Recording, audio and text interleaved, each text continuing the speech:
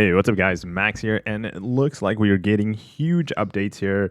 Let me bring it up on screen right now. When it comes to AW changes for the guys that love Alliance War or that are officers primarily in an Alliance War, looks like your life is going to get a lot easier. That is coming fairly soon from what the actual Kabam on Twitch. I was going to say Twitter. Kabam on Twitch had to say. So here's a clip of the video or kind of like discussion. Set and Forget is on a pretty reasonable timeline for. So it's called Set and Forget, and basically what we're doing with that is going to be putting in our placement of our defense into it and just never think about it again. Now, you may go in there and make little changes, but I believe those changes, like let's say if you get a new champion or we change stuff, I believe those, if you don't do it prior, it won't go into effect into the next war. The other biggest change is that the placement, you know how we have a 24-hour placement phase and then another 24-hour attack phase. Well, they're going away with that. They're scratching all that off, and they're just going away with a 48-hour attack phase. So ideally, not having to worry about placing defenders, having your alliance reach out like, hey, it's happened to me, like, hey, don't forget to place AW, and it's like, oh, shoot, yes, So now that we don't have to worry about that, basically it gives more planning, from what I assume, to the officers that are in charge of attack phase, right? To be able to like, okay, hey guys, we're not going to attack on day one. I'm sure there's going to be tons of different strategies for like AW, which is going to be very interesting, right? There's some that are going to just go ham in first AW, 2 or 3 hours of the war is up, and they're just going to go attack and clear the entire map. And, and next thing you know, the other alliance is like, oh, shoot, they didn't get a single KO. So the pressure's on, So there's going to be two different perspectives.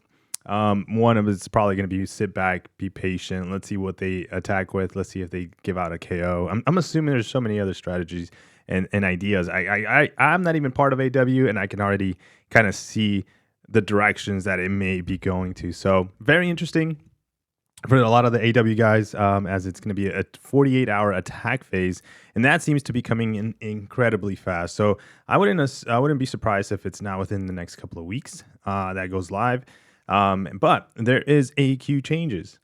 Future here. A lot of what we're going to be talking about from here on is more in a planning phase, and things can change, everybody. They can change. Things are fluid. We go through these development processes. We want to be able to give you guys these sneak peeks and have these conversations about what we have planned, but you need to understand that if things shift along the way, that's just normal. That happens. That is the game development process, all right? So keep that in mind, please. As we move in here, the next thing on my list I have here, and we do have some images to support it, is something that I'm excited for, and I think could be one of the most requested things I've seen since I started here. Talk to me about Alliance Quest event setup. Yeah, this one's huge. By the way, this one's huge. If you didn't see this clip, if you weren't able to make it to their live stream, I wasn't. So I'm grabbing some of the clips here from the actual feed video that they left posted on their Twitch page. This is huge. I can't wait. Let's watch. Huge. This is, definitely one of the most requested things, and one of the things that I personally internally have been talking about the most for probably months. And what this really boils down to is we're changing AQ from an 8-day cycle to a 7-day cycle, and you get to pick and choose what days during that 7-day cycle you will do Alliance Quest. Boom. Easy as that.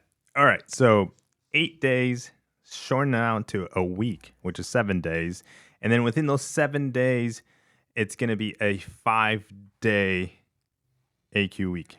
So a few things. Starts, for easy, starts Monday, ends Friday.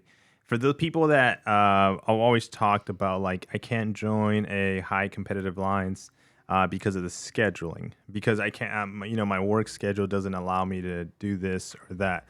Now you can kind of target, by the way, that's just a little clip of what else they talked about, being able to find alliances. They're going to make that a lot easier for players out there. So but here in the game, they're going to talk about here, like basically allowing the alliance itself or the officers to choose per battle group. So let's say I'm in relax. Let's say we have some guys from Europe, some guys from like the West Coast, East Coast, whatever different time zones. We can group them together and just do a better organization. Not that we don't, we do a great way. We finish typically AQ way before it's done. And that's because of the officers and how they manage time zones, where people from different parts of the world are in one alliance and can manage that time together. So now it's going to be per battle group. So let's keep watching this little clip right here. And this is on a per battle group basis as well. So if you have a battle group of people that work on Saturdays, they don't have to do Alliance Quest on Saturdays. They can do Monday through Thursday, or anything that you want to do within the regular week. You can pick any 4 days, which I'm sorry, it was 4 days. 4 days. That Alliance Quest will be moving from a 5-day cycle to a 4-day cycle. Hold on. Say it again. Yeah, we'll have 4 days of Alliance Quest instead of the current 5. So that's freaking amazing, guys. 4 days. You knock it out, everything in 4 days. A lot of people complain about how it's not time consuming. It's like 1-2 minute fights, but how like repetitive and annoying is AQ, right? They're just like, dude, I just get in there, do it, and forget about it, right? Well, now you're really gonna go in there, do it, and forget about it. It's gonna feel so quick. Now the rewards payouts are still gonna take, again, 7 days to get. So whether you finish AQ, Monday through Thursday in those 4 days, or whatever the time window you chose to pick, you're gonna have to still wait for the payouts. And that also, one of the biggest questions was like, how is that gonna affect the scoring? But so because it's still a 7-day window for AQ, it's still gonna get calculated the same, and we're gonna see like, payouts still the same. So, but let's keep watching this clip as it gets really interesting. Yeah, it'll be pretty crazy.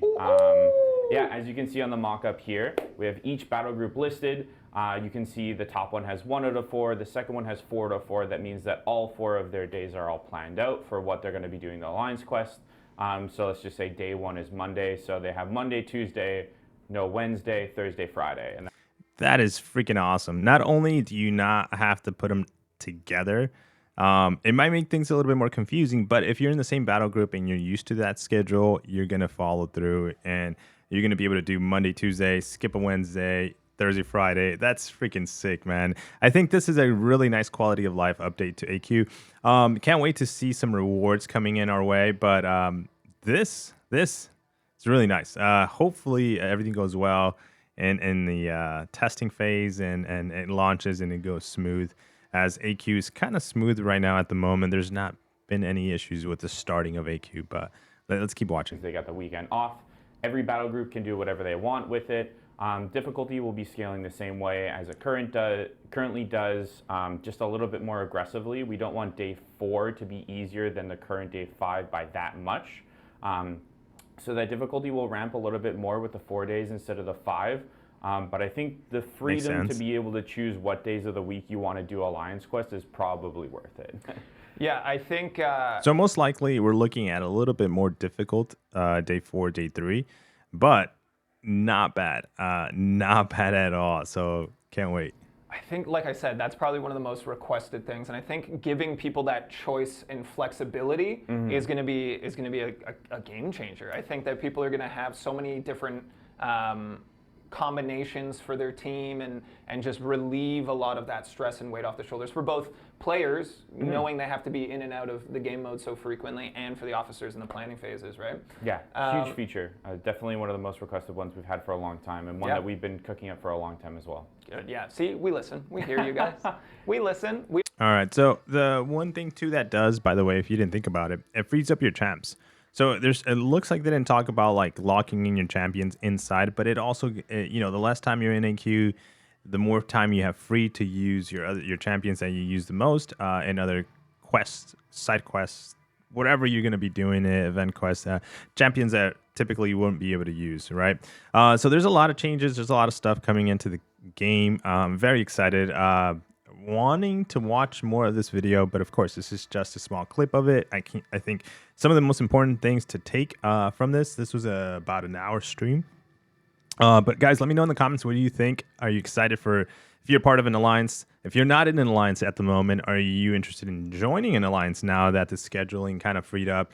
It depends if you can find an alliance that kind of accommodates with your, work schedule, life balance situation. But let me know in the comments below. I'm excited for this.